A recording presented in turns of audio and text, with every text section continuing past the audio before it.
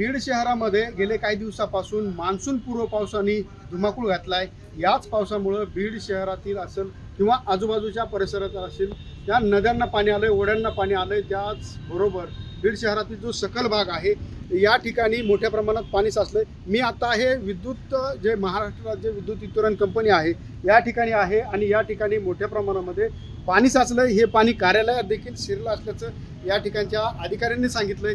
अक्षरशः या ठिकाणी या कार्यालयामध्ये पूर्णतः पाण्याचा ढोह साचला होता। मात्र हे जी काम आहे, हे पाणी काढण्याचं जे काम आहे गेले काही दिवसापासून हाती घेतलं होतं। मात्र अजूनही पाणी हे कार्यालयातच असल्यामुळं येणाऱ्या काळात या कार्यालयातील जे कर्मचारी आहेत किंवा येणारे जाणारे जे नागरिक आहेत यांना या पाण्यापासून सुटका मिळणार का, त्याचबरोबर ह्या पाण्याची योग्य विल्हेवाट लावली जाणार का, हेच पाहणं महत्त्वाचं ठरणार आहे।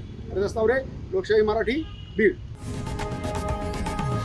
लोकशाही मराठी, ऐका, पहा, जागरूक रहा।